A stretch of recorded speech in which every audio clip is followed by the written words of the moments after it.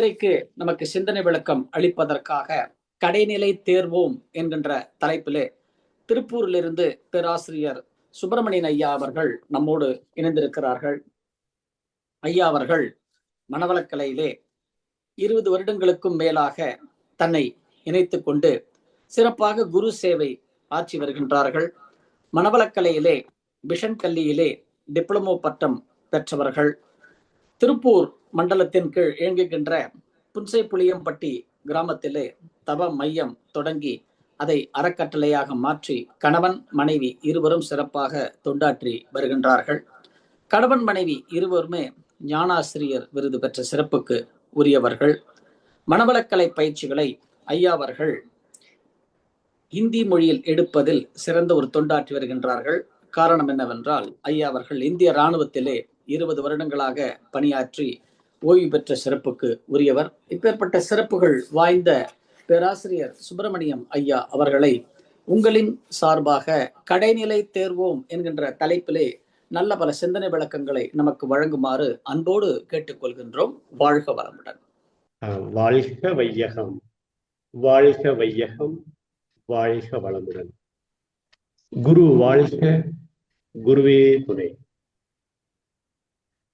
ஒழுக்கத்தால் உலகிடையே நட்பு கொள்ளும் அன்பு நெறி விளங்க வைத்த ஆசான் அருள் தந்தையை வணங்கி, என ஈன்ற தாய் தந்தையரை வணங்கி, இங்கு கூடியிருக்கும் இந்த ஜூம் இணைப்பில் இணைந்துள்ள அனைத்து தெய்வங்களையும் வணங்கி, தொகுத்து வழங்கி கொண்டிருக்கின்ற எங்களுடைய ஆசான் சோமுத்திரனையாவையும் வணங்கி, சான்றோர் பெருமக்களே, அறிஞர் பெருமக்களே, மனவளக்கலை அனைத்து அன்பர்கள் உங்கள் அனைவருக்கும் பணிவான வணக்கத்தையும் வாழ்க வளமுடன் என்ற வாழ்த்துக்களையும் தெரிவித்துக் கொள்கிறேன்.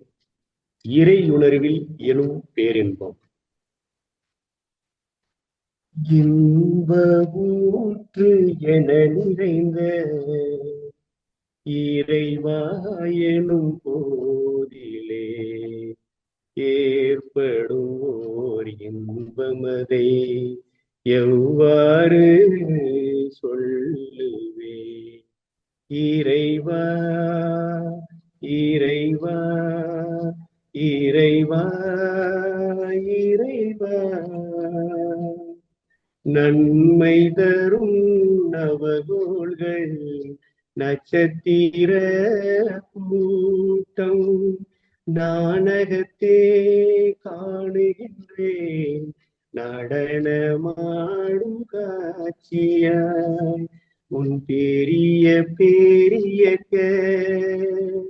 உவமையற்ற ஆற்றலால் உலகங்கள் அத்தனையும் உருடுதே ஓர் கொத்துவோம், தன்மயமாய் தானதுவாய் தவறிடாது இயக்கும் உன் தன்மையினை என்ன என்ன தவமது ஆனந்தமே.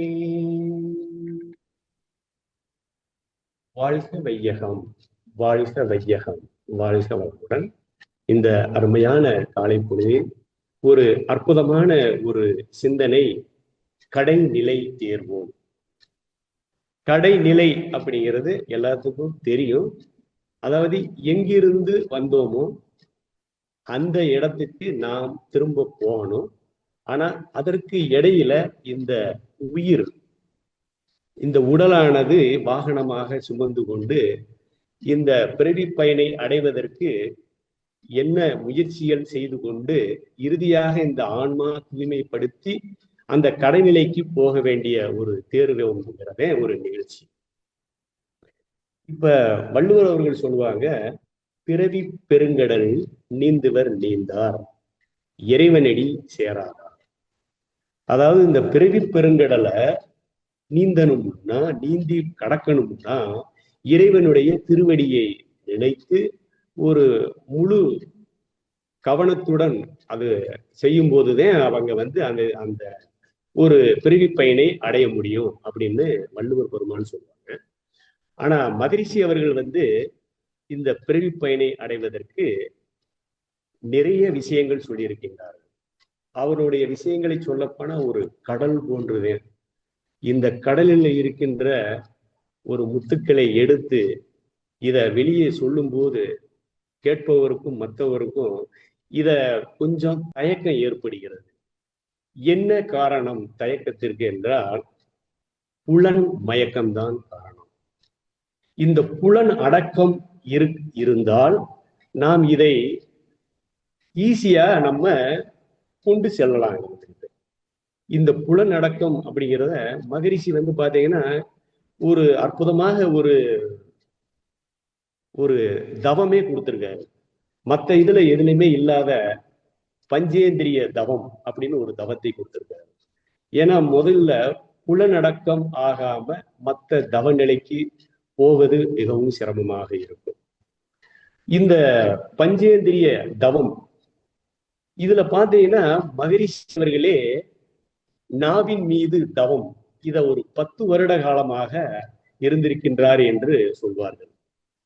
அப்ப ஏனென்றால் இந்த புலனடக்க நாவானது உணவு உண்ணுவதற்கு மற்றும் சுவைக்காக மட்டும் இது இல்லாமல் வாய் அந்த நாக்கு பிறந்து பேசும்போது பல குற்றங்களை கொண்டு சேர்க்கின்றது.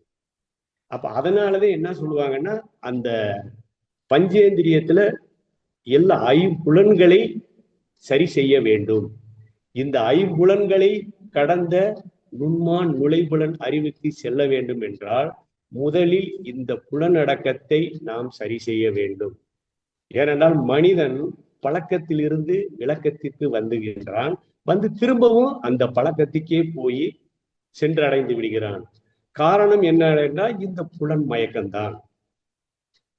இந்த புலன் மயக்கத்தை கடந்து செல்லும் போது நம்மளுடைய பதிவுகளின் காரணமாக செல்ல முடியாமல் இருக்கின்றது. அதனாலதான் அந்த அழுகினி சித்தர் அப்படிங்கிறவர் சொல்லுவாரு, காட்டானை மேலேறி கடைத்தெருவு செல்லும் போது நாட்டார் நமை மறித்து நகை புரிய பார்ப்பரன்றோ.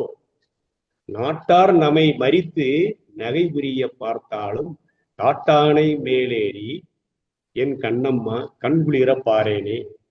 அதாவது என்ன சொல்றாங்க, இந்த காட்டான் அப்படிங்கிறது உருவமற்றவர்.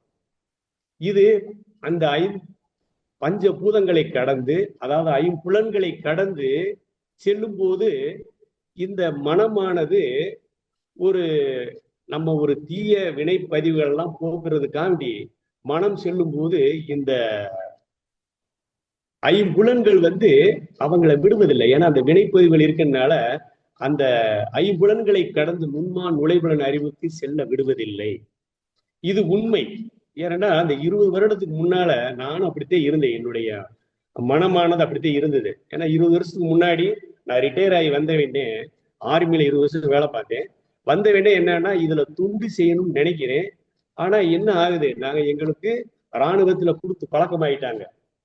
அதாவது ட்ரிங்க்ஸ். அப்ப அதை மறக்கணும். எப்படி மறக்கிறது? அதே மாதிரி கூட சிக்கன் மட்டன் இதெல்லாம் இருக்கும்போது எப்படி தொண்டு பண்றது?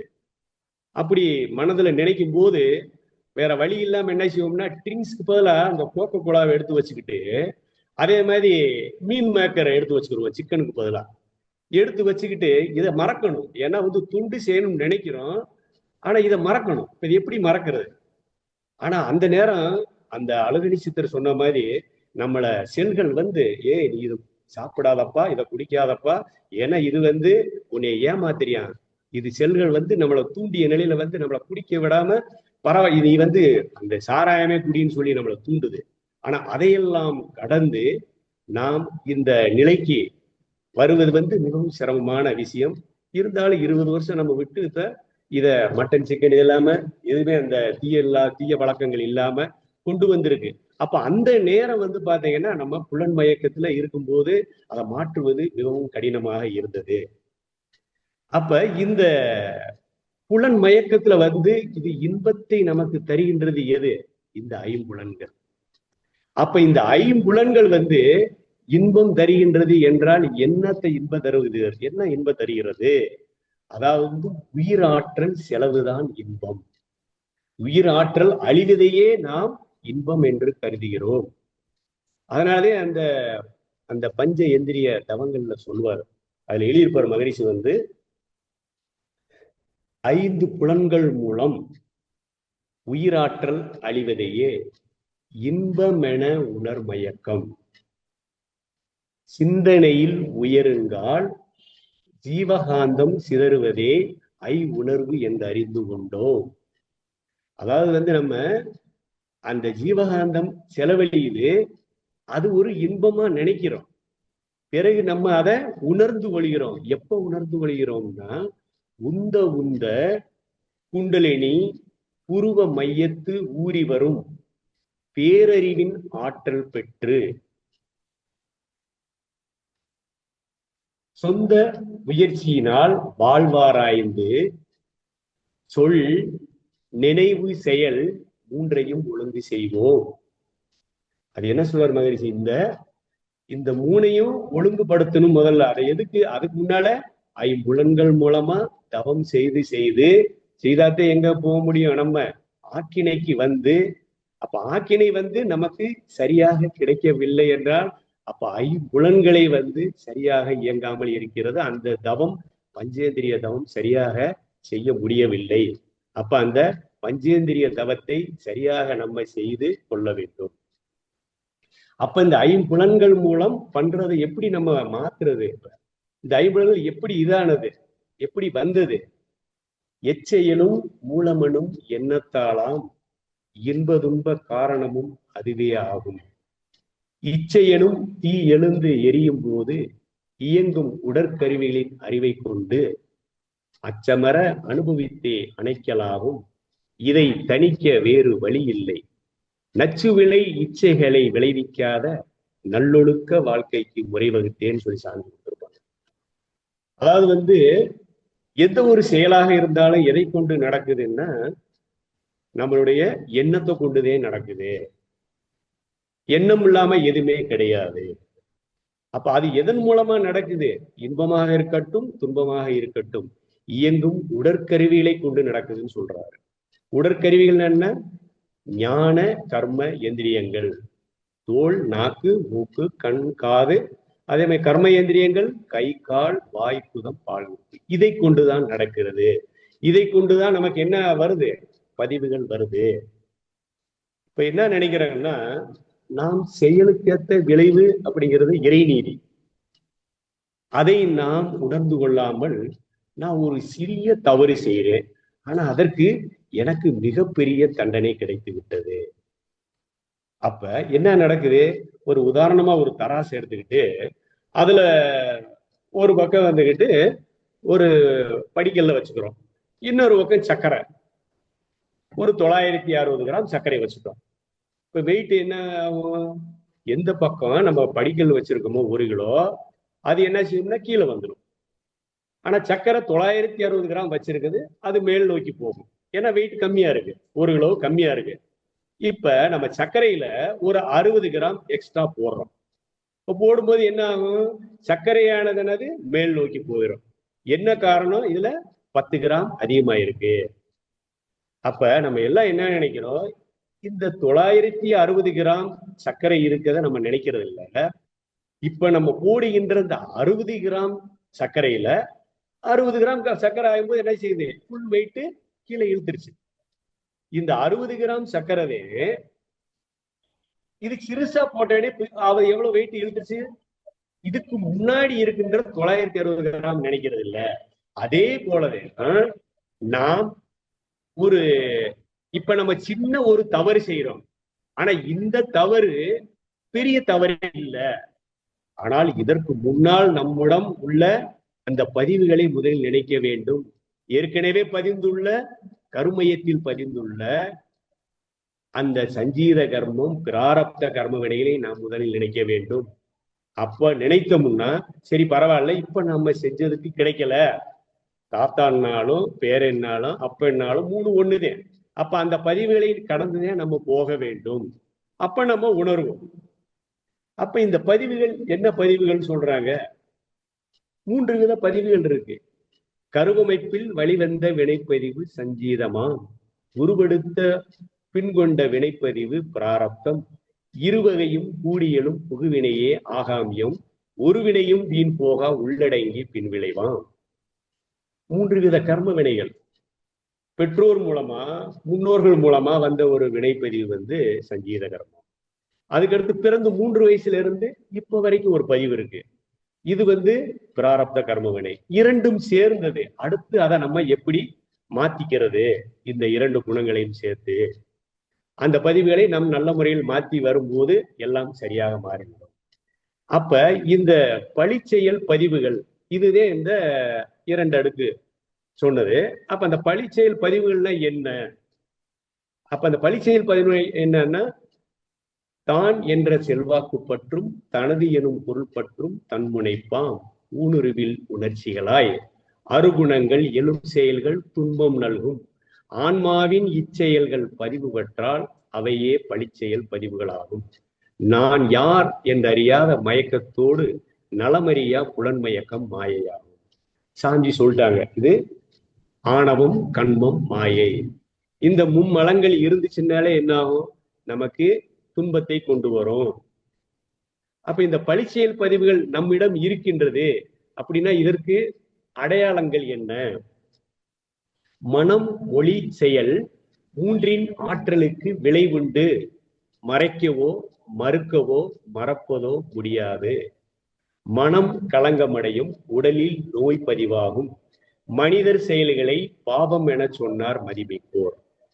அதாவது நம்ம மனம், மொழி, செயல், எண்ணம், சொல், செயல் இதுக்கு கண்டிப்பாக விளைவு இருக்கின்றது. இதை நம்ம மறக்கவோ இதை மறைக்கவோ மறுக்கவோ முடியாது. இதை நம்ம இதனுடைய அடையாளங்கள் உடலில் நோய், உள்ளத்திலே களங்கம், மனதிலே குழப்பம், வாழ்க்கையில் சிக்கல் இருக்கின்றது. அப்ப அதனால என்ன செய்யணும்னா நம்ம விழிப்பு நிலையில் இருக்க வேண்டும். ஏன்னா ஒரு சிலர் சொல்லுவாங்க, இப்ப அவன் எல்லாம் நான் எவ்வளவோ தவறு பண்றியான், அவன் எல்லாம் ரொம்ப நல்லாத்தே இருக்கான், ஆனா இது நமக்குத்தே இந்த இது இருக்கு, இங்க நான் வின்னதே எனக்கு பிரச்சனையே ஆரம்பிக்குதப்பா அப்படின்னு. பிரச்சனை ஆரம்பிக்கதே செய்யும். ஏன் பிரச்சனையே ஆரம்பிக்குது? இது ஏன் அந்த பதிவு போகுது? அந்த பதிவு போகிறதுக்காக அந்த பிரச்சனை நமக்கு வந்துகிட்டு இருக்கு. அதை மனதில் நினைக்கணும். ஆனா அதுல ஒரு கவியில் என்ன சொல்றாங்க? உருவினையும் வீண் போகா உள்ளடங்கி பின் விளைவான். ஒரு வினை கூட வீணா போகாது அப்படின்னு சொல்றாங்க. இப்ப இந்த பழிச்செயல் பதிவுகள் 6 இடங்கள்ல பதியுது. உடல் செல்கள்ல பதியுது, மூளை செல்கள் பதியுது, கருமையம், உயிர் துகள், வான்காந்தம், ஜீவகாந்தம். இந்த 6 இடங்கள்ல பதியுது. அப்ப பாருங்க, ஒரு இடத்துல நம்பிச்சாலும் இன்னொரு இடத்துல நம்ம மாட்டிக்கிடுவோம். அப்ப எப்பயும் விளைவறிந்த விழிப்பு நிலையிலே நாம் இருக்க வேண்டும்.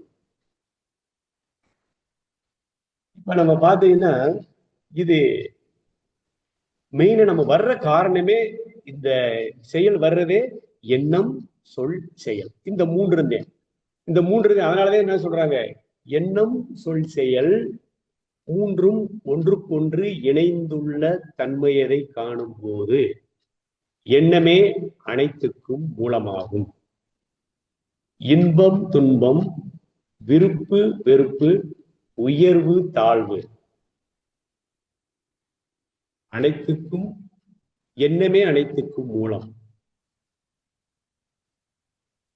எண்ணம் இல்லையே ஏதும் இல்லை, எண்ணத்துக்கு அப்பாலும் ஒன்றும் இல்லை அப்படிங்க. இப்ப எண்ணத்தை நம்ம சரி பண்ணிட்டோம்னா அந்த எண்ணங்களே முதல் நமக்கு வருது. அந்த எண்ணம் எப்படி இருக்கு? அந்த எண்ணத்தை நம்ம சரி செய்து போட்டுக்கிட்டோம் வைங்க, அத்தனையும் எண்ணம் தானே சொல்லாக மாறுகிறது, சொல்லுதான் செயலாக மாறுகின்றது. மகரிஷி அவர்கள் கூறியிருந்தார்கள், ஒரு நீங்களும் இது போலாகலாம். ஒரு இதுல சொல்லியிருப்பாரு, நீங்களும் இது போலாகலாம். அழுக்காறு, அவா, வெகுளி, கடுஞ்சொற்கள் எனும் 4 வேண்டாவற்றை அத்தனையும் மாற்றிவிட்டு தூய்மை பேரடைந்த பயன் அறிவந்தேன். பழுத்த மனம் அருளாற்றல் கண்மறவா விழிப்பு நிலை பிறழ்வதில்லை. பண்பட்டது. எது பண்பட்டது? என் எண்ணம், சொல், செயல் இவை விளைவாய் நலம் காண்கின்றேன். ஒழுக்கமுடன் கடமை பிறருக்கு உதவி செய்யும்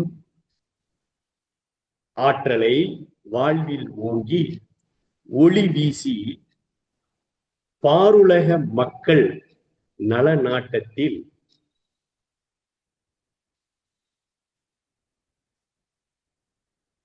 இத்திறமை வளர்கிறது.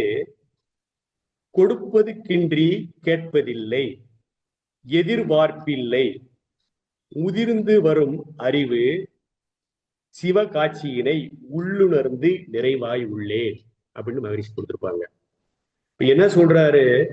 இந்த நாளைய அழுக்காறு அவ்வா வெகுளி கடுஞ்சொற்கள், பொறாமை, பேராசை, கோபம், கடுமையான சொற்கள், இதை நான்கையுமே எடுத்துட்டேன். இதை எல்லாத்தையும் அடைந்து என்ன வந்திருக்காரு? விளைவறிந்த விழிப்பு நிலை, கண்மறவா விழிப்பு நிலையில இருந்து இதை எண்ணம் சொல் செயலை ஒழுங்குபடுத்தி அறநெறி வாழ்க்கை வாழும் போது நம்மிடம் எந்த ஒரு தவறும் நிகழ்வதில்லை, நிறைவாயுள்ளேன் என்று நீங்களும் இது போல் ஆகலாம் அப்படின்னு ஒரு இது சொல்லியிருப்பாரு. இப்ப நம்ம கடைநிலைக்கு போவதற்கு என்ன செய்வது? இப்ப தவம் இருக்க வேண்டும். தவம் எப்படி இருக்கிறது? இப்ப தவம் மகரிஷி அவர்கள் அற்புதமான ஒரு தவத்தை கொடுத்திருக்காருல்ல, எல்லாத்துக்குமே தெரியும், துரியாதீத தவம். இப்ப துரியாதீத தவம் செய்ய செய்ய எங்க நம்ம எங்கிருந்து வந்தோமோ அங்க போய்விடலாம். ஆனா அந்த தவத்துக்கு போறதுக்கு முன்னாடி நம்ம உடலை சரி பண்ணணும்ல. இந்த உடலை சரி பண்ணாம உடல், உயிர், மனம் இத மூணையும் சரி பண்ணாதே நம்ம எங்க போக முடியும்? தவத்திற்கே போக முடியும். அப்ப இந்த உடல்ங்கிறது மகரிஷி அவர்கள் அற்புதமான எளிய முறை உடற்பயிற்சி. இது எளிய முறைன்னு அவர் சொல்லிட்டாரு. ஆனா அவர் எத்தனை வருட ஆண்டு காலமா அதை முயற்சி பண்ணி செஞ்சு அவருடைய உடலே ஆய்காலமா பண்ணி நமக்கு இதை கொடுத்துருக்காரு. அது லேசான எளிய முறை கிடையாது. இது அற்புதமானது. நாங்களும் இராணுவத்துல நிறைய உடற்பயிற்சி எல்லாம் பண்ணியிருக்கோம். அது ரஃப் அண்ட் டஃப், அது கடுமையானது. ட்ரைனிங் எல்லாம் ரொம்ப மோசமா இருக்கும் எங்களுக்கு. இங்க மகரிஷி அவர் எல்லாருமே ஒரு 7, 4, 5 வயசுல இருந்து 80 வயசு வரைக்கும் எளிமையா செய்யக்கூடிய பயிற்சி கொடுத்திருக்காரு. எல்லோரையும் சொல்ல வரல, ஒரு சில மக்கள் எனக்கு நேரம் இல்லை, எனக்கு டைம் இல்லை, ஏன்னா அத்தனையும் இதை நமக்கு இந்த உடற்பயிற்சியில அத்தனையும் கொடுத்துருவாங்க. சௌமுத்திரனையா சொல்லுவாங்க, அதாவது அந்த 108 வர்மா இந்த உடற்பயிற்சியிலேயே கொடுத்துட்டாங்கன்னு சொல்லுவாங்க ஐயா. பாருங்க, அப்ப நம்ம உடல் இந்த பயிற்சியை ஏன் நம்ம செய்யக்கூடாது? வெளியில போய் ஹாஸ்பிட்டல்ல போயிறதுக்கு நம்ம இந்த பயிற்சியை செய்யறது இனி என்ன ஒரு முக்கியமானது, விலங்கின பதிவுகள் நம்மிடம் போய்விடும். இந்த விலங்கின பதிவுகள் போக வேண்டும். உடல்ல ரத்த ஓட்டம், வெப்ப ஓட்டம், காற்று ஓட்டம் 3 சரியாயிரும். அது இல்லாம என்ன நடக்குது? விலங்கின பதிவுகள் போய்விடும். பிறரை துன்புறுத்துதல், பொருளை திருடுதல், உயிர் கொலை செய்தல், சுதந்திரத்தை பறித்தல், இந்த 4 குணங்கள் இருந்துச்சுன்னா என்ன ஆகும்? நம்ம உடல்ல இது இருந்தாலே நமக்கு அந்த தன்முனைப்பு நமக்கு வந்துடும். இது இல்லாத பட்சத்துல நம்ம தவத்திற்கு நம்ம ஈஸியா நமக்கு வந்துடுது. அப்ப முதல்ல நம்ம எது பாவம் எது புண்ணியம் தெரிஞ்சுக்கணும். எண்ணம் சொல் செயல் இவை 3னாலும் எவர்க்கெனினும் தனக்கெனினும் என்றோ பின்னோ மண்ணுலகில் உணர்ச்சிக்கோ கற்பனைக்கோ மாசி எனும் துன்பம் இயலா வகையினோடும் உண்மையிலே இன்பத்தை விளைத்து கொண்டு உலக இயல்போடு ஒட்டி வாழும் செய்கை புண்ணியமா. இதற்கு முரணானவெல்லாம் புத்திமிக்கோர் பாவம் என விளங்கிக் கொள்வார்கள். அதாவது எண்ணம் சொல் செயல் தற்காலத்திலோ பிற்காலத்திலோ உடலுக்கோ அறிவுக்கோ துன்பம் தராத செயல், அதுவே புண்ணியம் அல்லது ஒழுக்கம் சொல்றாங்க. துன்பம் தருகின்ற செயல் அது பழி செயல் பதிவு, அதுவே பாவம் அப்படின்னு சொல்றாங்க. அப்ப நம்ம என்ன செய்யணும்?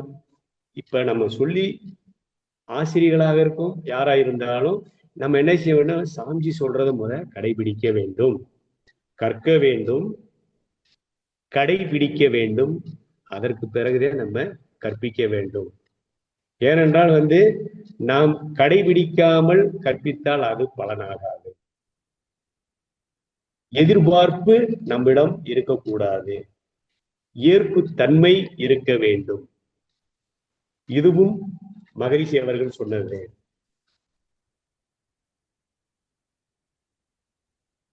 அதே மாதிரி இந்த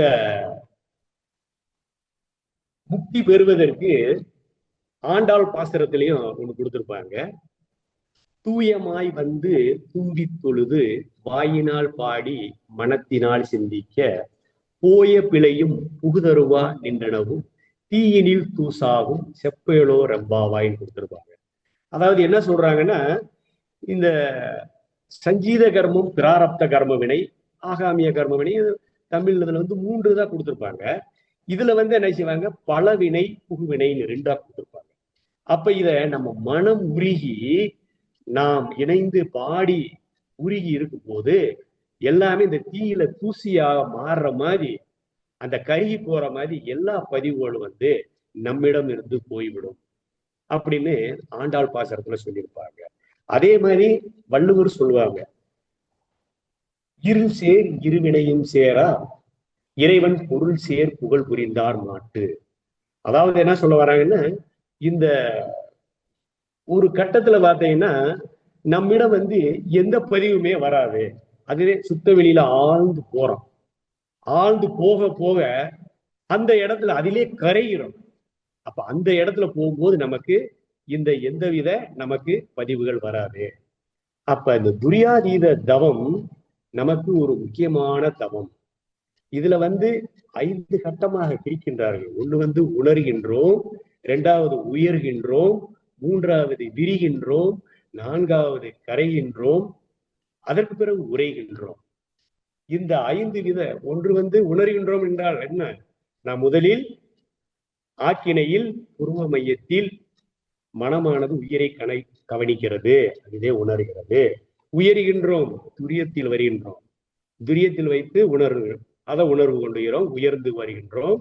அதற்கு பிறகு விரிகின்றோம். நம்மளுடைய மனம் பார்த்தீங்கன்னா ஒரு பெரிய பெரிய பொருளை பார்த்துட்டு நுண்ணிய இயக்கத்துக்கு போறது ரொம்ப கஷ்டம். அப்ப அதனால என்ன செய்யணும்? விரிந்து விரிந்து பழகி கொள்ள வேண்டும்.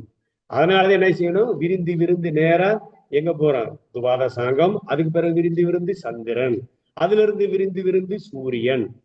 இப்ப சூரியன்ல இருந்து விரிந்து விரிந்து எங்க போறோம்? நேரா பேரியக்க மண்டலம், பால்வெளி மண்டலம், எல்லாத்தையும் கடந்து கடைசியில எங்க போறோம்னா சுத்தவெளி. அங்க அமைதியான இடம். அந்த இடம், அந்த சுத்தவெளியில நமக்கு எண்ணத்துக்கு வேலையே இல்லை. ஆனா அங்க போய் சேர்றதே கஷ்டம். எண்ணம் இங்க இருந்து போய் அங்க போன வேண்டியதே எல்லாமே வரும் நமக்கு. அங்க பால்காரே வந்தானா, ஐயோ ஒரு ஆள்கிட்ட பேச மறந்துட்டோமே, கேஸ் அடுப்புல ஆன் பண்ணமா ஆஃப் பண்ணமா, எல்லாமே அந்த நேரத்தில் நமக்கு யாவும் வந்துகிட்டு இருக்கும். திரும்ப லோ பிரிகேன்சி ஆகி கீழே வந்துடுவோம்.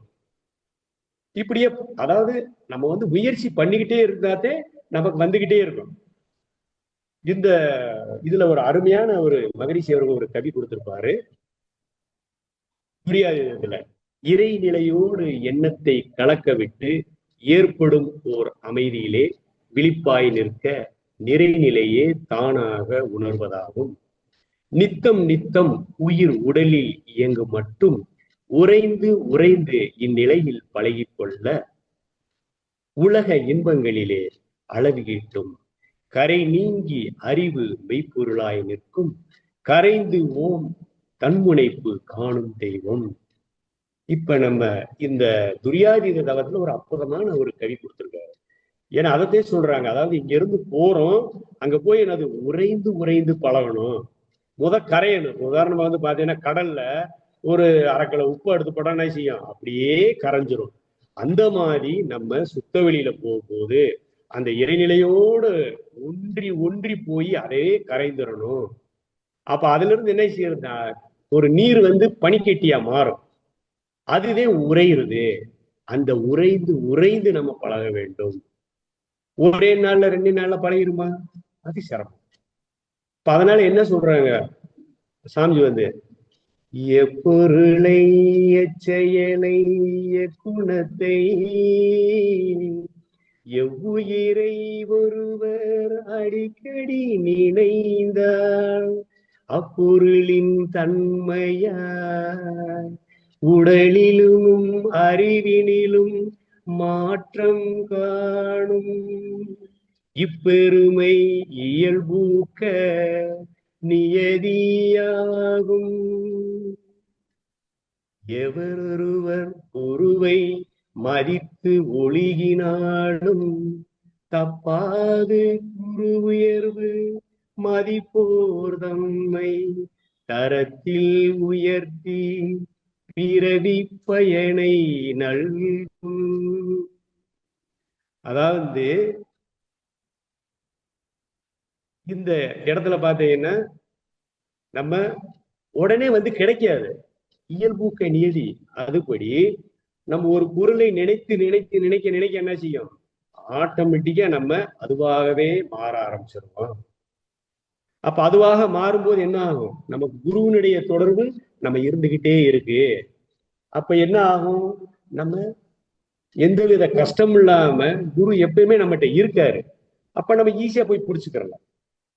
அப்ப நம்ம இந்த இடத்துக்கு நம்ம வர்றோம்னா சும்மா லேசான காரியம் இல்லை. ஒரு மலரே மலரேங்கிற ஒரு சொல்லியிருப்பாரு மகரிஷி அவர் வந்துட்டு, அதுல ஒரு 4 வரி வரும். மலரே நீ யார் என கேட்டார் மறைபொருளான தெய்வமே நான். மலரே நீ யார் என கேட்டாய் மறைபொருளான தெய்வமே நான். சிலரே அறிவாயும் உண்மை சிலரே அறிவாயும் உண்மை சிந்தனை செய்ய வல்லவர்கள். மலரே மலரே நீயா. அப்ப இந்த பாடல்ல மலர் வந்து தன்னை யார் என்று கேட்பது மாதிரி விளக்கி சொல்லியிருப்பாரு, மகரிஷி எழுதியிருப்பாரு. அதுல என்ன சொல்லுவாரு, மலர் யாருன்னு அதுக்கு தெரியல, அது யாருன்னு சொல்றாங்க, மறைபொருளான இறைவன் தான் நான். அப்ப இதை வந்து எல்லாருமே உணர முடியாது. என்ன சொல்றாரு, சிலரே அறிவார் இவ்வுண்மை. இது எல்லாமே அறிய முடியாது. அப்ப சிலரேங்கிறதாரு, இப்ப நம்ம இதுக்குள்ள வந்தோம்னா நம்மளுடைய சஞ்சீத கர்மம் சரியாக இருக்க போயிட்டே நம்ம இங்க இடத்துக்கு வந்திருக்கோம். இப்ப இல்லைன்னா இதுக்குள்ள நம்ம வர வாய்ப்பே கிடையாது. அதனாலதான் அவர் சொல்றாரு, சிலரே அறிவார் இவ்வுண்மை சிந்தனை செய்ய வல்லவர்கள் சொல்லியிருக்காரு. அப்ப இந்த இந்த வித நிகழ்வு வந்து இதை நம்ம அப்ப தொடர்ந்து என்ன செய்யணும், நம்ம துரியாதீத தவம் நமக்கு முக்கியமானது. அந்த தவத்தை ஆழ்ந்து போகணும். அப்ப அதனால சொன்னேன், முதலாக வந்து இந்த பஞ்சேந்திரிய தவத்தை சரியாக செய்யாமல் இருந்தால் நமக்கு ஆக்கினை தவம் உடனே கிடைக்காது. அப்ப ஒவ்வொரு ஸ்டெப்பா போகணும். அப்ப ஆக்கினையில வந்து நெற்றிக்கண், அந்த நெற்றிக்கண்ணை அத நுண்மான் நுழைவுலன் அறிவுக்கு சென்று மன அலைச்சூழலை முதல் குறைக்காமல் அடுத்த கட்டத்துக்கு போக முடியாது. அதனால வந்துகிட்டு இந்த அடுத்த கட்டத்துக்கு போகணும்னா என்ன செய்யணும், இப்ப ஒவ்வொரு ஸ்டெப்பா நம்ம போகணும். அப்ப மேல போகும்போது அந்த துரியாதீத தவத்துக்கு வரும்போதே அந்த கடைசி சுத்தவெளி, அந்த சுத்தவெளிதே அந்த உறைந்து உறைந்து பழகிக் கொள்வது அது மிகவும் முக்கியம். எனக்கு வாய்ப்பளித்த உங்கள் அனைவருக்கும் நன்றி கலந்த வணக்கத்தையும் வாழ்த்துக்களையும் தெரிவித்துக் கொண்டு விடைபெறுகிறேன். வாழ்க வையகம், வாழ்க வையகம், வாழ்க வளமுடன். ஐயாவுடன் நான் கேள்வி பதில் நிகழ்ச்சியில் இணைகின்றோம். கேள்வி கேட்க விரும்பும் அன்பர்கள் அவர்களுடைய கைகளை உயர்த்தும் பொழுது ஐயாவிடம் கேள்வி கேட்பதற்கு பதிலை பெறுவதற்கான வாய்ப்புகள் உங்களுக்கு வழங்கப்படும் என்பதை அன்போடு தெரிவித்துக் கொள்கின்றோம். கேள்வி கேட்க விரும்பும் அன்பர்கள் தங்களுடைய கைகளை உயர்த்துமாறு அன்போடு கேட்டுக்கொள்கின்றோம். வாழ்க வளமுடன்.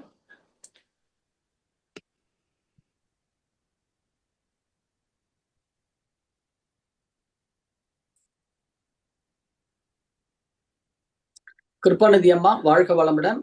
நீங்க ஐயா கிட்ட பேசலாங்க. ஐயா வாங்க, சொல்லுங்க ஐயா. இதோ அம்மா ரெண்டு பேசுறாங்க. ரெண்டு ஐயாவுக்கும் வாழ்த்துக்கள், வாழ்க வளமுடன். ஐயா வாழ்க வளமுடன் ஐயா. அம்மா வாழ்க வளம் வாழ்க வளமுடன் ஐயா, வாழ்க வளமுடன். ஐயா, பழிச்சொல் பதிவை பத்தி ரொம்ப நல்லா சொன்னீங்க. கேக்குதா ஐயா? கேக்குதுங்க ஐயா, கேக்குதுங்கம்மா, சொல்லுங்க. ஐயா, பழிச்சொல் பதிவை வந்து ரொம்ப நல்லா எக்ஸ்பிளைன் பண்ணுனீங்க. அது எப்படி நோயா மாறுது, எப்படி எண்ணங்கள் ஆகுது, அது உடல், மூளை, உயிர், வான்காந்தம், ஜீவகாந்தம் இத்தனையிலையும் பதியுது அப்படிங்கிற சொன்னீங்க. பலவினை, புகுவினை, இதுல எல்லாத்துலயும் நீங்க சொன்னது எல்லாமே புரிஞ்சுச்சு. ஆனா ஐயா, இந்த பழிச்சொல் நம்ம சொல்றது இப்ப மட்டும்தான் உடல், மூளை, உயிர்ல எல்லாம் பதியும். முன்னோர்களுடையது வராது இல்லையா? அப்ப நம்ம கேர்ஃபுல்லா இருக்கலாம். இல்ல அந்த பழிச்சொல்லும் அந்த முன்னோர்களுடையது வருமா? அவங்க சேர்த்து வச்ச சந்தீதத்துல இருந்து நமக்கும் கிடைக்குமா? கண்டிப்பா நமக்கு அப்படிங்கிற கிடைக்கும். எனக்கு சந்தேகமா இருக்கு. என்னையா? அதாவது வந்து நமக்கு மகரிஷி அவர்கள் சொன்னது வந்து பாத்தீங்கன்னா, முன்னோர்கள் செய்த வினைப்பதி வந்து வித்துல பதியும். ஓ, அந்த வித்து மூலமா வந்து வந்து சஞ்சீத கர்மம் சொல்லுவாங்க. அதாவது சஞ்சீத கர்மம், பிராரப்த கர்மம், ஆகாமிய கர்மம் 3 வினை இருக்கு.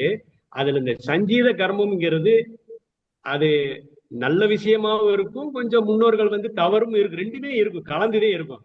இப்ப நல்லது செய்ய போயிட்டு இந்த இடத்துல நீங்க உட்காந்துருக்கீங்க, தீயவனையும் இருக்கும். நாம காலப்போக்கில் அதை போக்கிக்கலாம், ஒரு பெரிய விஷயம் கிடையாது. நம்ம தவம் பண்ணி பண்ணி போக்கிக்கலாம், ஒண்ணும் தவறு கிடையாது. ஐயா, வாழ்க வளமுடன் ஐயா. நீங்க ராணுவத்தில் இருந்தது மாதிரி உங்களுடைய பேச்சுல நான் புரிஞ்சுக்கிட்டேன். மிலிட்ரியில இருந்தது மாதிரி புரிஞ்சுக்கிட்டேன். ஐயா, மிலிட்ரியில இருக்கிற உங்களுடைய அந்த தன்மை, முகம் எல்லாமே தெரியுது. அந்த அந்த அந்த ஆனஸ்ட் தெரியுது. ஆனா ஐயா, அதோட அந்த வேதாத்திரியத்தை வந்து இப்ப மிலிட்ரியில இருந்தா இப்ப நீங்க செய்ய சொன்னா செஞ்சிருவீங்க, சுட சொன்னா சுட்டுருவீங்க, அடிக்க சொன்னா அடிச்சிருவீங்க. அது எப்படி வேதாத்திரியத்துக்கு அதுக்கு ஒத்து வருமா? அது வந்து அந்த சேர்த்து அந்த அந்த இடத்துல நீங்க வந்து அகத்தாய்வு பண்ண முடியுமா? அதாவது இங்க பாருங்க, அதாவது என்ன கொடுத்துருக்காங்கன்னா நமக்கு, நான் ராணுவத்துல இருக்கும் போதே நாங்க இதை மறைமுகமா செஞ்சுக்கிட்டே இருந்திருக்கோம், எங்களுக்கே அது தெரியல. அதாவது சொல்லுவாங்க ஸ்டாண்டர்ட் சொல்லுவாங்க. அப்ப நாங்க கைய பின்னாடி கட்டி நிற்போம் கீழே, அதாவது மூலாதாரத்தையே டச் பண்ணி நின்று இருக்கோம் 20 வருஷமா. அதே மாதிரி பாத்தீங்கன்னா அது செஸ்ட் அப் அப்படிம்பாங்க.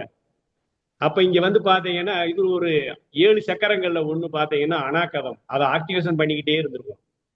தலையில எப்பவுமே தொப்பி வச்சே இருப்போம் ராணுவத்துல இருக்கும்போது. அப்ப நம்ம தொப்பி வச்சிருக்கும் போது என்னது, துரியத்தை ஆக்டிவேஷன் பண்ணிக்கிட்டே இருந்திருக்கும். ஆனா அது எல்லாம் போக இறைநிலையை உணர்ந்துகிட்டே இருக்காங்க எல்லாமே.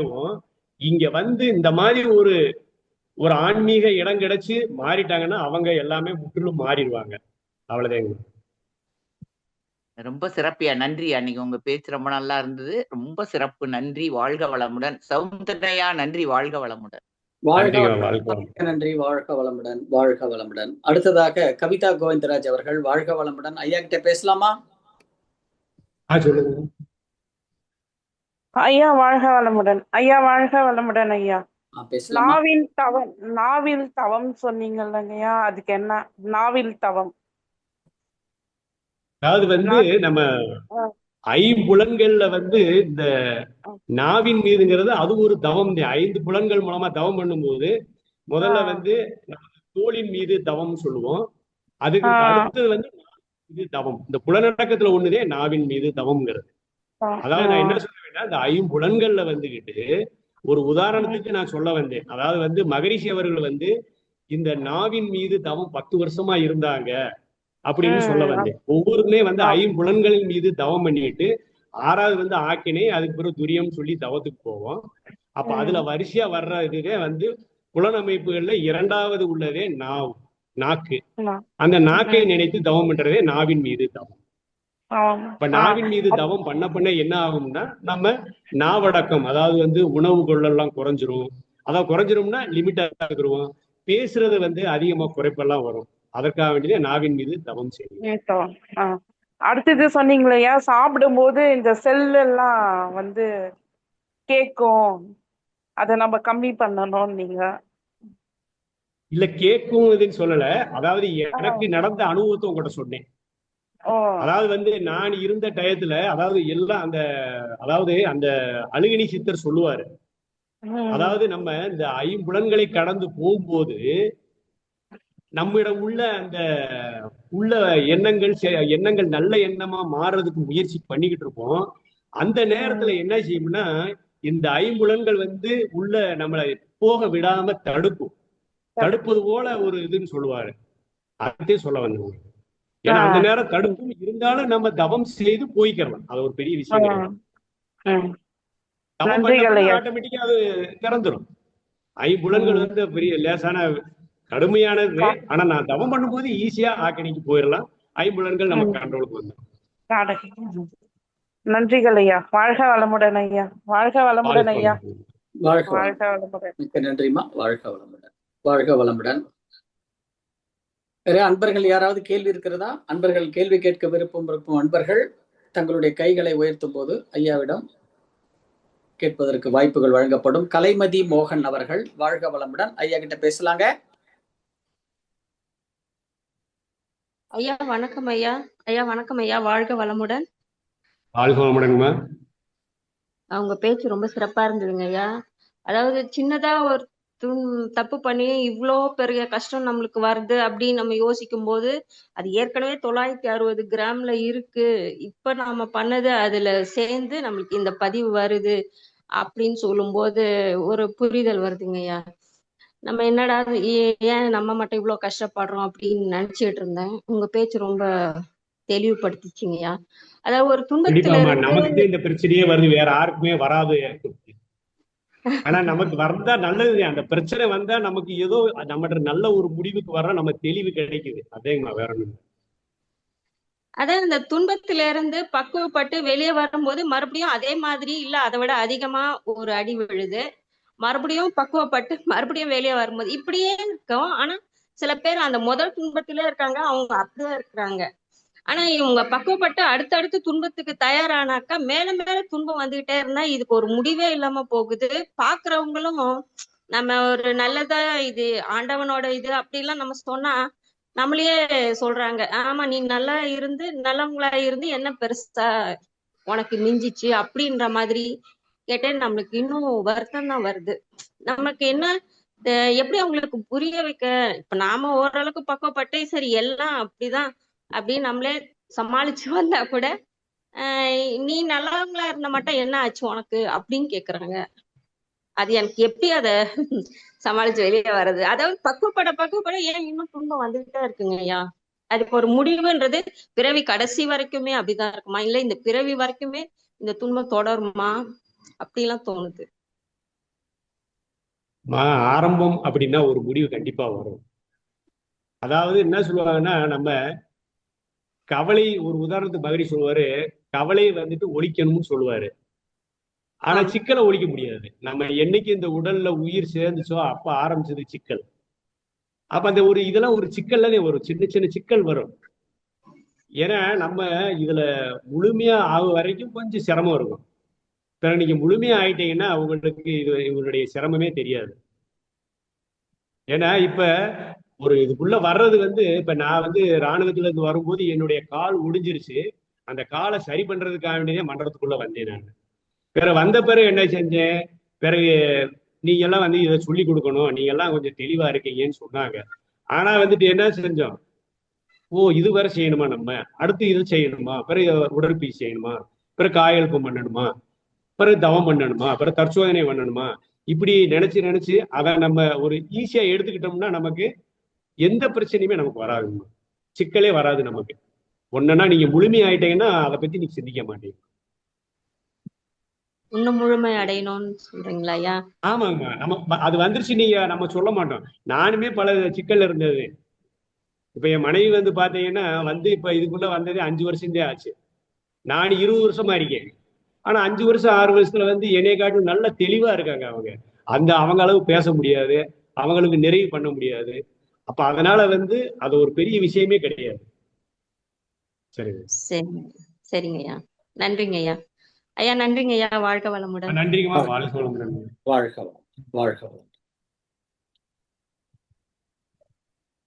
வாழ்க வளமுடன். வேற யார் நண்பர்கள் பேசணுமா? உமையாள் அவர்கள் வாழ்க வளமுடன். பேசலாங்க ஐயா கிட்ட. ஐயா வாழ்க வளமுடன் ஐயா. வாய்ப்புக்கு நன்றிங்க ஐயா. வாழ்க வளமுடன் ஐயா. வாழ்க வளமுடன். ஐயா நீங்க வந்து உங்க இதுல சிந்தனை இதுல சொல்லும் போது சொன்னீங்க ஐயா, நம்ம துரியோதனன் தவம் செய்யும் போதும் மேல் இருக்கும் போது தாங்க ஐயா நம்ம வீட்டுல என்னென்ன செஞ்சோம், மோட்டர் அமுத்தினோமா, கேஸ் அமுத்தினோமா, அந்த எண்ணெல்லாம் வந்து ஃப்ரீக்வன்சி கம்மி ஆயிடுது. அது திருப்பி நம்ம வாய்ப்புலன்களை வந்து திருப்பி தவம் செஞ்சு விட்டுட்டே வரணும்னு ப்ராக்டிக்கல் எக்ஸ்பீரியன்ஸ் வருதுங்க. காலையில கூட நல்லா செஞ்சிடுங்கய்யா. ஈவினிங் வரும்போது நம்ம டே டு டே லைஃப்ல நிறைய ஆக்டிவிட்டிஸ் இருக்கும்போது இன்னும் பழகிக்க வேண்டியதா இருக்குதுங்க. அது வந்து நான் அந்த எக்ஸ்பீரியன்ஸ் ரொம்ப நல்லா இருந்ததுங்கய்யா. நன்றிங்கய்யா. வாழ்க வளமுடன் ஐயா. வாழ்க வளமுடன்மா. வாழ்க வளமுடன். மிக்க நன்றி அவர்கள். அடுத்ததாக குருவம்மாள் அவர்கள் வாழ்க வளமுடன்மா. ஐயா கிட்ட பேசலாமா? உங்களுக்கு அன்மியூட் பண்ணிருக்குமா? ஐயா வாழ்க வளமுடன். அம்மையப்பா வாழ்க வளமுடன்மா. ஐயா கிட்ட பேசலாமா? அம்மா ஐயாட்ட பேசிட்டு உங்கள்கிட்ட பேசுறேன். ஐயா ரொம்ப சிறப்பா இருந்ததுங்க ஐயா உங்க உரை. நீங்க இன்னைக்குதான் ஃபர்ஸ்டா பேசியிருக்கீங்க ஐயா. இன்னைக்குதான் உங்களுடைய அதான் புதுசா இருக்கே. நல்லா இருந்தது உங்களோட உரை. ரொம்ப உங்களுடைய தொண்டு தொடரட்டும் ஐயா. அப்புறம் ஐயா சமுத்திரன் ஐயாட்ட கொஞ்சம் பேசிக்கிறேன். ஐயா வாழ்க வளமுடன் ஐயா. வாழ்க வளமுடன்மா. அடுத்து எப்ப நீங்க எங்க பக்கம் வர்றீங்க? மதுரை, தேனி? என்னம்மா தேனி எல்லாம் என்னைக்கு போடுறீங்க? தேனி இன்னும் தெரியலையம்மா. ஆண்டிப்பட்டி. இனிமேல் தான் தெரியாது. இப்ப எந்த பக்கம் போட்டிருக்கீங்க? இப்ப வந்து சேலம், சென்னை, அதுக்கு அடுத்தது சேலம். அடுத்து சேலமா? இப்ப வந்து எனக்கு நாமக்கல்ல போட்டீங்கல்ல? ஆமா. அந்த லிங்க் கொஞ்சம் தான் அனுப்பியிருக்கீங்க. ஃபுல்லா வேணுங்க ஐயா. இன்னும் கொஞ்சம் அதை எதுல பாக்குறது? அனுப்பிச்சிடுறேம்மா. ஆமாங்க ஐயா, கொஞ்சம் உதவி பண்ணுங்க ஐயா. வாழ்க வளமுடன். நன்றிமா. வாழ்க வளமுடன். அடுத்ததாக ஜெயா அவர்கள் வாழ்க வளமுடன். ஐயா கிட்ட பேசலாமா? ஐயா சொல்லுங்க. ஐயா நன்றி ஐயா வாய்ப்பு கொடுத்ததுக்கு. ஐயா வணக்கம் ஐயா. வாழ்க வளமுடன் ஐயா. உரை ரொம்ப நல்லா இருந்தது. பாட்டு வேற பாடினீங்க, ரொம்ப சூப்பரா இருந்துச்சு. குரல் அவ்வளவு நல்லா இருந்துச்சு. உண்மையிலேயே வாழ்த்துறதுக்காக நான் வந்தேன். அடுத்தது என்னதான் நம்ம தவம் பண்ணாலும் பஞ்சேந்திர தவமும் நல்லதா உட்காந்து அழகா அந்த பஞ்சேந்திரியத்தை பத்தி பண்ணி நல்லா ஒரு ஆற்றல் கிடைக்கிறத நான் உணரவே முடியுது. பஞ்சேந்திர தவம் ஆகட்டும், எந்த நித்யானந்த தவம் இன்னும் எனக்கு ரொம்ப பிடிக்கும். அந்த மாதிரி ரொம்ப ஆற்றல்லாம் நல்லா இருக்கு. காலையில 5 மணிக்கு எழுந்துக்கிறேன். ஆனா ஒரு 11 மணி அப்படி 10-11 ஆச்சுன்னா எனர்ஜி டவுன் ஆயிடுது. வீட்டு வேலை செஞ்சாலே டவுன் ஆயிடுது. அப்புறம் என்ன பண்றது, அப்படியே படுத்துக்கிட்டா நல்லா இருக்கும் போல, ரொம்ப அசதியா இருக்கு. அப்படி என்ன பண்ணலாம் அதுக்கு? நம்ம வந்து காலையில இருந்தும் ஒரு 3 மணிக்கு டயர்ட் ஆனா பரவாயில்ல, 11 மணிக்கே டயர்ட் ஆயிடுதுன்னா என்ன பண்றது? இவ்வளவுக்கும் அப்படி ஒன்றும் பெருசா வெளியில போய் வேலைக்கெல்லாம் போறது இல்ல, வீட்டு வேலைதான் செய்யறேன். மொத்தமும் ஒரு குடும்பத்துல எல்லா வேலையும் செய்யறேன். எதனால டயர்ட் ஆகுது, எதனால எனர்ஜியை கெயின் பண்ணிட்டு நல்லா இருக்க முடியல தெரியல ஐயா. வாழ்க வளமுடன். எனக்கு வயசு 52 ஆகுது. உடற்பயிற்சி பண்ணிடுறீங்களாமா காலையில? பண்ணிடுவேன் ஐயா. உடற்பயிற்சி பண்ணிட்டு அதுலதான் கொஞ்சம் நல்லா இருக்கு. அதுதான் வந்து எனக்கு முதுகு வலி எல்லாம் எப்பயுமே இருக்கும். 35 வயசுலயே ரொம்ப உழைப்பும் ஜாஸ்தி தான். உழைப்பு ஜாஸ்திக்கு ஏற்ற மாதிரி எனக்கு ரொம்ப உடல் ரொம்ப கஷ்டமா இருக்கும். இப்பயும் நான் ஒண்டிதான், எந்த வேலைக்கும் ஆள் கிடையாது. ஆனா வந்து 5 மணிக்கு எழுந்து உடற்பயிற்சியும் செஞ்சிடறோம். ஆல்மோஸ்ட் ஓரளவுக்கு கண்டிப்பா செஞ்சிடறோம். மகராசனம் செஞ்சா முதுகுலில கேக்குது. ஒவ்வொரு பயிற்சி செய்யும் போதும் உணர்ந்து செய்யற நல்லா ஹெல்த்தியாவே என்னால உணர முடியுது. கை பயிற்சி, கால் பயிற்சி, எல்லாம் உடம்பு பிளெக்சிபிளா இருக்கு. எதுவும் டைட்டா இல்ல, எல்லாமே நல்லா இருக்கு. ஆனா வந்து 10-11 மணிக்கு அப்படியே தூங்கிடலாமா அப்படின்னு இருக்கு. மீட்டிங்ல அப்படியே கொஞ்சம் கேட்டுக்கிட்டு அப்படியே வேலை செஞ்சுக்கிட்டு 12 மணிக்கு ஒரு படுத்துட்டா நல்லா இருக்கும் அப்படின்ற மாதிரி இருக்கு. அதுதான் எனக்கு புரியல ஐயா. நல்லாதான் தவமும் உணர்ந்து பண்றோம், நல்லா எனர்ஜி கெயின் ஆகுறது நம்மளுக்கே தெரியுது. ஆனா ஏன் இப்படி ஆகுது? கர்மாவா இருக்குமா அப்படின்னு தோணுது ஐயா. சரிம்மா, நம்ம உடற்பயிற்சியோட சேர்த்து உணவு வகைகளையும் நம்ம கரெக்டா பாத்துக்கணும்மா. உணவு வகைகள் வந்து கரெக்டா எடுத்துக்கிறோம்மா. ஏன்னா நிறைய பேர் ஹீமோகுளோபின் குறைபாடு இருக்கும், அதனால ஒரு டல்லா இது வரும். அப்ப அதையும் நம்ம உணவு எனக்கு வகைகளையும் பார்த்துட்டு வரணும் உடற்பயிற்சியோட. சாப்பிட்ட பிறகே வந்து எனக்கு சுகர் வந்து 90 தான், 85 90 தான் இருக்கு. அது சரிம்மா, உடற்பயிற்சியோட அதையும் எடுத்துக்கங்க. நீங்க உணவு வகைகளை வந்து பாருங்க, கண்ட்ரோல் பண்ணி பாருங்க. அம்மா வாழ்க சாப்பிடுறதும் வளமுடன். நல்லதா அம்மா சாப்பிடுறேன். வாழ்க வளமுடன். ஐயா அம்மா ஐயா சொல்லுங்க ஐயா. அம்மா வாழ்க வளமுடன். சாப்பிட்ட பிறகு உங்களுக்கு சுகர் 90 இருக்குன்னா உங்களுக்கு சுகர்ல இன்னும் கொஞ்சம் உணவு கொஞ்சம் அதிகமா சேர்த்துக்கணும்னு அர்த்தம். சரிங்க ஐயா. உணவு கொஞ்சம் அதிகமா சேர்த்துங்க. முதல்ல ஐயா சொல்ற மாதிரி முதல்ல ஒரு டாக்டர்கிட்ட போய் வந்து முதல்ல ஒரு பிளட் டெஸ்ட் பண்ணுங்க. சரிங்க ஐயா. பிளட் டெஸ்ட் பண்ணாலே தெரிஞ்சிடும். ஹீமோகுளோபின் கம்மியா இருந்தாலோ சிகப்பு ரத்த அணுக்கள் கம்மியா இருந்தாலோ உடல்ல இந்த சோர்வு வரும். உடற்பயிற்சி முழுசா பண்ணதுக்கு அப்புறம் வருதுன்னா வந்து ஏதோ பிளட்ல உடல் நலத்துல சின்ன குறைபாடு இருக்கு. சின்ன குறைபாடு தான் அது. அதை உடனே நிவர்த்தி பண்ணிக்கலாம். ஒரு பிளட் டெஸ்ட் பண்ணீங்கன்னா தெரிஞ்சிடும். சரிங்க ஐயா. வாழ்க வளமுடன் ஐயா. நன்றி. வாழ்க வளம். அடுத்ததாக கவிதா அவர்கள் வாழ்க வளமுடன். ஐயா கிட்ட பேசலாமா? வாழ்க வளமுடன் ஐயா. பேசலாமா? வாழ்க வளமுடன். ஐயா, என்னோட கேள்வி வந்து என்னன்னா, இப்போ நம்ம உறவுக்காரங்க இருக்காங்க, அவங்கள வந்து தவிர்க்கவும் முடியாதுன்னு வச்சுக்கோங்க.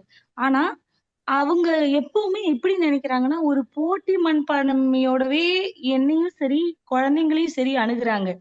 அதாவது எது செஞ்சாலும் தம் பிள்ளைங்களோட ஒண்ணு இருக்கிற மாதிரி. அதாவது இது எப்படி இருக்குதுன்னா, நாங்க எந்த வேலை செஞ்சாலும் எங்களை ஒருத்தர் கண்காணிச்சுட்டே இருக்கிற மாதிரி ஒரு ஃபீலிங், ஒரு இறுக்கம் இருந்துகிட்டே இருக்கிற மாதிரி இருக்குதுங்க ஐயா. இத நான் எப்படி ஹேண்டில் பண்ணணும்னு எனக்கு தெரியல. இன்னொன்னு என்னன்னா, நான் அவங்கள பத்தி நிறைய திங்க் பண்றேன், நிறைய தவம் பண்றேன், எல்லாமே பண்ணிட்டு இருக்கேன். இப்போ ஒரு ரிலாக்ஸான பொசிஷன்ல இருக்கிறேன். ஆனா திடீர்னு ஏதோ ஒரு இன்சிடென்ட் நடந்து அடுத்து ஒரு 1 டேக்கு திரும்ப அவங்கள பத்தி நான் நினைக்கிறேன். ஏன் இப்படி எல்லாம் நடந்துக்கணும், நம்ம என்னைக்கு போட்டியா நினைக்கல, ஆனா அவங்க வந்து இப்படி நினைக்கிறதுக்கு என்ன காரணம்? ஈவன் என் குழந்தைங்களும் அவங்க குழந்தைங்களும் கூட ஈவன் ஏஜ் கிடையாது. யாருக்கும் யாருமே போட்டி எல்லாம் கிடையாது. ஆனாலும் உள்ளுக்குள்ள ஒரு போட்டி மனப்பான்மைங்கிறது அது ஓப்பனா தெரியுது எனக்கு. இவன் குழந்தைங்களே அதை உணர்ந்து சொல்லறாங்க. இத நான் என் குழந்தைங்க கிட்ட எப்படி அவங்களுக்கு எப்படி ஹேண்டில் பண்ணி புரிய வைக்கிறது? நான் என் மனசுக்கு எப்படி புரிய வச்சுக்கிறதுங்க ஐயா? இல்லங்கம்மா, அவங்க உங்க கூட நல்லா பழக்கத்துல இருக்கவங்க தானே? ஆமாங்க ஐயா. அவங்க வந்து உங்களுக்கு நன்மைகள் எதுவும் செஞ்சிருக்காங்களா முதல்ல? இல்ல, நன்மைன்றது வந்து 2 பேருமே நான் வந்து நிறைய பண்ணியிருக்கேங்க ஐயா. நான் அதை பத்தி சொல்லவே மாட்டேன். எப்போ எதிர்பார்க்கவே இல்ல. இப்பவும் அவங்கள வந்து நான் தவிர்த்துட்டோ அவங்கள விட்டு விலகி இருக்கணும்னு நான் நினைச்சதே கிடையாதுங்க ஐயா. ஆனா நான் என் மனச வந்து இந்த பிரச்சனையில இருந்து கொஞ்சம் விலகி எடுத்துட்டு போகணும் அப்படிங்கறதுதான் என்னோட கருத்துங்க ஐயா. அதுக்கு ஒரு விதமான ஒரு மன போராட்டமாவே இருக்கு எனக்குள்ள. அதேமா, நீங்க தவத்துல ஆழ்ந்து போய் அவங்க செய்த நல்ல காரியங்கள்லாம் நினைத்து நன்றி கூறி அவங்கள வந்து ஆழ்ந்து வாழ்த்தும் போது கண்டிப்பா வந்து நல்ல விஷயமாவே ஆகும். ஒண்ணு அவங்க ஒதுங்கிடுவாங்க, இல்ல நம்ம கிட்ட நல்லா வந்துடுவாங்க. இதே மாதிரி அவங்க செஞ்சதை நன்றி கூறி வாழ்த்துங்க. நீங்க மனதுல ஆழ்ந்து நன்றி கூறி வாழ்த்துங்க. அவங்க செய்ததை கண்டிப்பா நல்லதும் செஞ்சிருப்பாங்க உங்களுக்கு. நீங்களும் அவங்களுக்கு பண்ணிருப்பீங்க, அவங்களும் உங்களுக்கு பண்ணிருப்பாங்க. அப்ப அவங்க செய்ததெல்லாம் நினைத்து நன்றி கூறி வாழ்த்துங்க. ஆழ்ந்து வாழ்த்தும் போது ஆட்டோமேட்டிக்கா எல்லாமே சரியாயிடும். இப்ப நம்ம பசங்க கிட்ட நம்ம இதை கேட்கும் போது நம்ம பசங்களுக்கு எப்படி இதை எடுத்து சொல்றதுங்க ஐயா? நான் ஒண்ணுமே நம்ம சின்ன பசங்க வந்து நீ சண்டை ஓடுவாங்க, நாளைக்கு தூக்கிடுவாங்கம்மா. அவங்க சின்ன குழந்தைகளை வந்து நம்ம ஒண்ணும் பேச முடியாது. அவங்க சின்ன குழந்தைய விளையாடுவாங்க, இப்ப போயிட்டு நாளைக்கு சேர்ந்துக்கிடுவாங்க. நம்ம பெரியவங்கதே நம்ம இத வாழ்த்தி சரியாகும் போது ஆட்டோமேட்டிக்கா ஆயிரும். அவங்களும் மாறிடுவாங்க ஆட்டோமேட்டிக்கா. நம்மதே நம்ம ஆழ்ந்து வந்து வாழ்த்தணுமா. அவங்க நினைத்ததை நன்றி கூறி வாழ்த்தணும். இந்த கணவன் மனைவி போற மாதிரி இதுமே வந்துட்டு ஒரு நட்பு ரீதியா வந்து பழகுறோம். அவங்கள வந்து நம்ம எந்த பிரச்சனை நம்ம வரக்கூடாது அப்படின்னு அவங்க நமக்கு செய்ததை நினைத்து நன்றி கூறி வாழ்த்தும் போது ஆட்டோமேட்டிக்கா எல்லாமே மாறிடும். சரிங்க. எனக்கு என்னன்னா இது வந்து அவங்க வந்து என்னோட இணக்கமாயி வந்துட்டாங்கன்னா ரொம்ப சந்தோஷப்படுவேன் நானு. எங்க விலைக்கு போயிட்டாங்கன்னா சொல்றீங்கம்மா, நீங்க கண்டிப்பா வந்து நீங்க வாழ்த்தி பாருங்க. ஏன்னா ஒரு வாழ்த்துறதுல கிடைக்கிறது எதுவும் இல்லை. நான் அந்த 15 வருஷமா என் வீட்டுக்காரைய கூப்பிட்டுக்கிட்டே இருந்தேன், மன்றத்துக்கு வரவே மாட்டேன்ட்டான். நான் எவ்வளவோ கஷ்டப்பட்டு இழுத்து பார்த்தேன். கடைசியில வாழ்த்துதுல உட்காந்தேன். இப்ப வந்துட்டாங்கன்னா இப்ப என்னைய காட்டுல அவங்க நல்லா ஸ்பீடா போயிட்டு இருக்காங்க, நல்லா அருமையா போறாங்க. அதுக்காண்டி வாழ்த்துறதுல கிடைக்காது எதுவுமே கிடையாது. சரிங்கய்யா, சரிங்கய்யா. கொஞ்சம் கஷ்டப்படணும். ஏன்னா வாழ்த்தும் போது கொஞ்சம் ஆழ்ந்து வாழ்த்தணும். ஏன்னா நான் எப்படி வாழ்த்தினேன்னு எனக்கே தெரியல. அப்ப நம்ம வாழ்த்தும் போது சரியான முறையில வாழ்த்தினேனா, நன்றி ம். ஊறி வாழ்த்தினேனா, ஆழ்ந்து போனேன்னா அதை கண்டிப்பா கடைபிடிக்கணும். சரிங்கய்யா. அந்த வாழ்த்துறதுல எந்தவித டிஸ்டர்ப் இல்லாம கரெக்டா போய் சேரணும் அந்த அலை வந்து அவங்க கிட்ட. சரிங்கய்யா. அந்த நல்லதாவே டைம் இருக்கு. நடக்கும். நீங்க வாட்டுக்கு எல்லா நேரமும் அவங்க என்ன விழித்திருக்காங்களா என்ன, காலையில 4 மணி இந்த நேரம் தவம் பண்ணும்போது வாழ்த்தும் போது ஈஸியா நல்ல விதமா நடக்கும். 3:30 இருந்து 4 மணி அந்த time. சரிங்கய்யா. நன்றிங்கய்யா. வாழ்க வளமுடன் வாழ்க ஐயா. வளமுடன். வாழ்க வளமுடன். ராஜாராமன் ஐயா, நீங்க பேசலாம் ஐயா. ஐயா வணக்கம்டன். வாழ்க வளமுடன்யா. கேட்குறதா? கேக்குது, சொல்லுங்க ஐயா. ஐயா ராஜாராமன், சென்னை பழவந்தாங்கலேருந்து பேசுறேன் ஐயா. நான் உங்களுடைய பேச்சை வந்து பாதியில் தான் கேட்டேன், ஃபுல்லாக கேட்கல. ஆனால் கேள்வி பதில் என்ன பேசுறீங்க நான் புரிஞ்சுக்கிட்டேன். நீங்கள் வந்து மிலிட்ரி மேன் சொல்ல வேண்டிய தேவையில்லை, முகத்தை பார்த்தாலே தெரியுது. ஐயா எனக்கு வந்து ஒரு பொதுவான கேள்வி. இப்போ வந்து நம்ம வந்து கனவு காண்றோம், முழிச்ச பிறகு நல்லதா கெட்டதா சொல்றோம் வச்சுங்களேன். ஏன் நம்ம கனவை வந்து மீண்டும் நம்ம பழைய மாதிரி கண்ட மாதிரி அது ஃபிளாஷ்பேக் பண்ண முடியல? அது ஒரு தடவை கனவு வந்தா வந்ததுதானா, மறுபடியும் வராது அது? கனவு வந்து எண்ணங்களுடைய இதுதானே ஐயா. ஆமா. அந்த எண்ணங்கள் வந்து நம்ம தூக்கத்துல இருக்கும்போது அந்த ஜீவகாந்தமா மாறி நம்ம கனவா வெளியே வருது நமக்கு. சரி. அப்ப இன்னைக்கு வர்ற கனவு அடுத்த நாள் வரலாம், வராமே சொல்ல முடியாது. நம்மளுடைய எண்ண அழுத்தங்களை பொறுத்து வரும் அது வந்துட்டு அந்த கனவுங்கிறது. அப்படியா? ஆமாய்யா. ஆனா இந்த புராணங்கள்ல நான் ஒரு இன்சிடென்ட் படிச்சேன். ராமாயணத்துல வந்து சீதாதேவி வந்து தான் கண்ட கனவை மறுபடியும் பிளாஷ்பேக் பண்ணி சொன்னமாக ஒரு ஒரு கவிதை வருது தன் தோழிகள்கிட்ட. அந்த நிலை நமக்கு இல்லையேன்னு கேட்கறாங்க. அதாவது நீங்க அந்த கனவு வந்து நடக்கணுங்கிறீங்க அப்ப? ஆமா, நான் ஒரு தடவை நல்ல கனவு கண்டேன்னா மீண்டும் கனவு வரணும்னு நான் நினைக்கும்போது வரணும், அது ஏன் வரலங்கிறேன். அதுதான் அதுவே நீங்க எண்ணத்தை போடும்போது ஆட்டோமேட்டிக்கா வரும். அதாவது வந்து நம்ம எண்ணத்தினுடைய ஒரு ஒரு விளைவுதாங்க அந்த கனவுங்கிறது. நம்ம எண்ணத்தை வந்து ஒரு ஆழ்ந்து போட போட அதே கனவு வந்து திரும்ப நமக்கு வரும் கண்டிப்பா. ஓகேயா, நல்ல விளக்கம். போது பரம் மாறிடும். ஏன்னா நம்ம ஒரு நிகழ்ச்சியை நினைச்சுக்கிட்டே இருக்கோம், அதை நினைக்க நினைக்க நினைக்க மனசுல ஆள் மனசுல பதிந்து நமக்கு அப்படியே கனவா வெளியே வருது. ஓகேயா, நன்றி. இன்னொரு கேள்வி கேட்கலாமா? கேளுங்கய்யா. இப்ப வந்து இரங்கல் செய்தி வருதுன்னு வச்சுங்களேன். அவங்க என்ன போடுறாங்க, பேரை போட்டு அவங்க வந்து பரமபதம் அடைந்தார்கள், இறைநடி சேர்ந்தார்கள் போட்டுட்டு என்பதை வருத்தமாக தெரிவிக்கிறேங்கிறாங்களா? அது ஏன் வருத்தம் தெரிவிக்கிறாங்க? அதாவதுயா, இப்ப வெளியில இருக்கவங்க மனவளக்கலை அன்பர்கள் வந்து மகரிஷி சொல்றது வந்து விடுதலைன்னு சொல்றாரு. சரி, விடுதலைங்கன்னா என்ன, பரவாயில்ல, ஒரு சந்தோஷமான செய்திதான். ஏன்னா அந்த உடலுக்குள்ள உயிர் இருந்துகிட்டு துன்பப்படுது. அதாவது நம்ம அதை ஏத்தி கொண்டு போய்கிட்டே இருக்கோம். ஒரு குறிப்பிட்ட காலம் போது அதாவது விடுதலை அடையுங்கிற போது நம்ம அதை வருத்தப்படணும்னு அவசியமே கிடையாது. ஏன்னா வெளியில இருக்கவங்களுக்கு இதை பத்தி தெரியாது இல்ல. உயிர் போகும்போது சந்தோஷமே படணும் வச்சு நம்ம வருத்தப்படணும் அவசியமே கிடையாது. நீங்க சொல்றீங்க, ஆனா அறிக்கை இந்த மாதிரி வருத வருத்தப்படுறீங்க. அது வெளியில வரத்தே செய்வாங்க. ஒவ்வொருத்தவங்க ஒரு கோட்பாடு ஒவ்வொருத்தவங்க வெளியில பண்ணுவாங்கய்யா. ஆனா மனவளக்கலையில ஒரு சொல்லும் போது மகரிஷி அவர்கள் அற்புதமா சொல்லியிருக்காரு, விடுதலை அப்படிங்கிறது உயிர் வெளியேறும் போது நல்ல ஒரு சந்தோஷமான நிகழ்ச்சியே, துக்கமான நிகழ்ச்சியே கிடையாது. Okay okay okay. ஆனா நடைமுறையில இருக்க மாதிரி தெரியல எனக்கு, அதான் கேட்கிறேன். நடைமுறை வெளியில அப்படித்தாங்க இருப்பாங்க. வெளியில வந்து ஒருத்தவங்க நீ சொன்னேன்னா பாரு பாரு ஒருத்தவங்க இறந்துட்டாங்க, நீ வாட்டுக்கு இப்படி சொல்லிக்கிட்டு இருக்க அப்படிம்பாங்க. ஆமா ஆமா.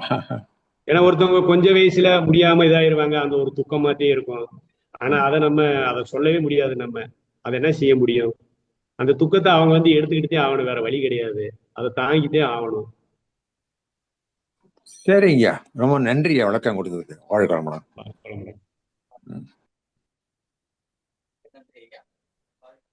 ஐயா வாழ்க்கை வாழ்க வளமுடன். கஸ்தூரி அவர்கள் ஐயா கேட்கிறாங்க. ஐயா வணக்கம். வாழ்க வளமுடன்மா. வாழ்க வளமுடன் ஐயா. ஐயா, பிறர் தரக்கூடிய சாபம் நம்மளை தாக்குமா? ஆமாங்கம்மா. பிறர் நமக்கு துன்பம் கொடுத்தா தாக்கும்ல.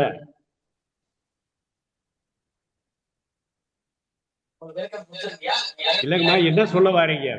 பிறர் வந்து நமக்கு துன்பம் கொடுத்தா தாக்கும்ங்கிறீங்களா?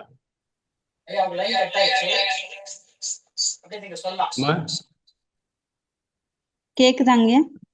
சொல்லுங்கம்மா, என்ன பிறர் என்ன சொல்றீங்க? தரக்கூடிய சாபம் நம்மளை தாக்குமா? ஆமாங்கம்மா, தாக்குங்கம்மா. சாப அலைகள் நம்மளை தாக்கும்ல. ஓ, அதாவது வந்து நம்ம ஒரு தவறு பண்ணியிருப்போம். அதாவது தாக்குறதுங்கிறது புரிஞ்சுக்கங்க. அதாவது வந்து இப்ப நம்ம ஒருத்தர் நம்மளை வந்து ஒரு உதாரணத்துக்கு சொல்றாங்க, ஒரு தவறான வார்த்தையில நம்மள சாபம் போடுறாங்க. நம்ம எந்தவித தவறுமே கிடையாது, செய்யல. நம்ம அவங்கள வாழ்த்தும் போது, வாழ்க வளமுடன் வாழ்த்தும் போது, அவங்க நமக்கு ஒரு தவறான வார்த்தைகள் அந்த அலை வந்து அவங்ககிட்டயே போயிடும். நம்ம சொன்ன நல்ல அலைகள் நம்மகிட்ட வந்து நம்மளை காப்பாத்திடும். இதுதான் உண்மை. புரிஞ்சுக்கிட்டீங்களாங்கம்மா?